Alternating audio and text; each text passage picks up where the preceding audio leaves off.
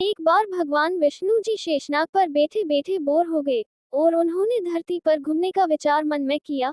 वैसे भी कई साल बीत गए थे धरती पर आए और वह अपनी यात्रा की तैयारी में लग गए। स्वामी को तैयार होता देखकर लक्ष्मी माँ ने पूछा, आज सुबह सुबह कहाँ जाने की तैयारी हो रही है?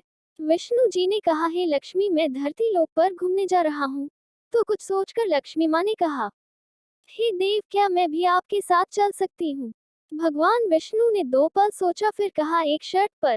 तुम मेरे साथ चल सकती हो, तुम धरती पर पहुंचकर उत्तर दिशा की ओर बिल्कुल मत देखना। इसके साथ ही माता लक्ष्मी ने हाँ कह के अपनी मनवा ली और सुबह सुबह माँ लक्ष्मी और भगवान विष्णु धरती पर पहुंच गए। अभी सूर्य देवता निकल रहे थे। रात बरसात होकर हटी थी। चारों ओर हरियाली ही हरियाली थी। उस समय चारों ओर बहुत शांति थी और धरती बहुत ही सुंदर दिख रही थी और माँ लक्ष्मी मंत्र मुग्ध होकर धरती को देख रही थी और भूल गई कि पति को क्या वचन देकर आई है और चारों ओर देखती हुई कब उत्तर दिशा की ओर देखने लगी पता ही नहीं चला।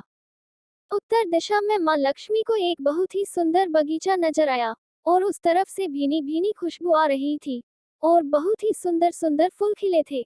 यह एक फूलों का खेत था और माँ लक्ष्मी बिना सोचे समझे उस खेत में गई और एक सुंदर सा फूल तोड़ लाए। लेकिन ये क्या, जब माँ लक्ष्मी भगवान विष्णु के पास वापस आई तो भगवान विष्णु की आंखों में आंसू थे और भगवान विष्णु ने माँ लक्ष्मी को कहा कि कभी भी किसी से बिना पूछे उसका कुछ भी नहीं लेना चाहिए और साथ ही अपना वचन भी याद दिलाया। लक्ष्मी को अपनी भूल का पता चला तो उन्होंने भगवान विष्णु से इस भूल की माफी मांगी। तो भगवान विष्णु ने कहा कि जो तुमने जो भूल की है उसकी सजा तो तुम्हें जरूर मिलेगी। जिस माली के खेत से तुम नए बिना पूछे फूल तोड़ा है, यह एक प्रकार की चोरी है। इसलिए अब तुम 3 साल तक माली के घर नौकर बनकर रह। उसके बाद मैं तुम्हें बैकुंठ में वापस बुलाऊंगा। माँ लक्ष्मी ने चुपचाप सर झुकाकर हाँ कर दी। आजकल की लक्ष्मी थोड़े थी और माँ लक्ष्मी एक गरीब औरत का रूप धारण करके उस खेत के मालिक के घर गई। घर क्या एक झोपड़ा था और मालिक का नाम माधव था। माधव की बीबी, 2 बेटे और 3 बेटियां थी। सभी उस छोटे से खेत में काम करके किसी तरह से गुजारा करते थे।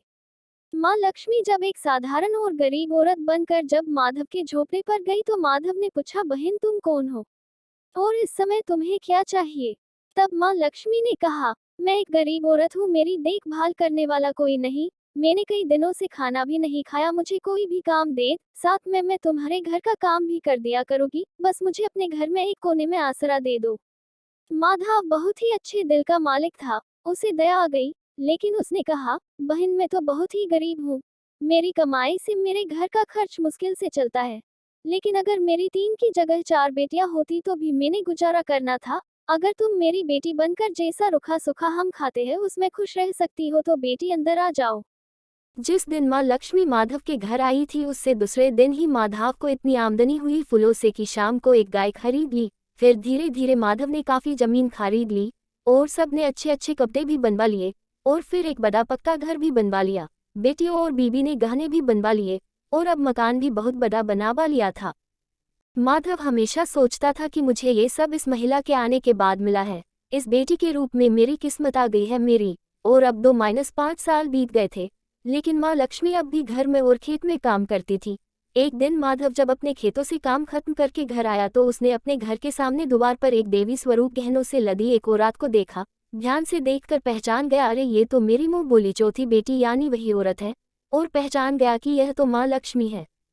अब तक माधव का पूरा परिवार बाहर आ गया था और सब हैरान होकर माँ लक्ष्मी को देख रहे थे। माधव बोला, है माँ हमें माफ कर, हमने तेरे से अनजाने में ही घर और खेत में काम करवाया है माँ, ये कैसा अपराध हो गया है माँ, हम सबको माफ कर दे। अब माँ लक्ष्मी मुस्कुराए और बोली, है माधव तुम बहुत ही अच्छे और दयालु व्यक्ति हो। तुमने मुझे अपनी बेटी की तरह से रखा, अपने परिवार के सदस्य की तरह से। इसके बदले मैं तुम्हें वरदान देती हूँ कि तुम्हारे पास कभी भी खुशियों की और धन की कमी नहीं रहेगी। तुम्हें सारे सुख मिलेंगे जिसके तुम हकदार हो। और फिर माँ अपने स्वामी के द्वारा भेजे रथ में बैठकर बैकुंठ चली गई।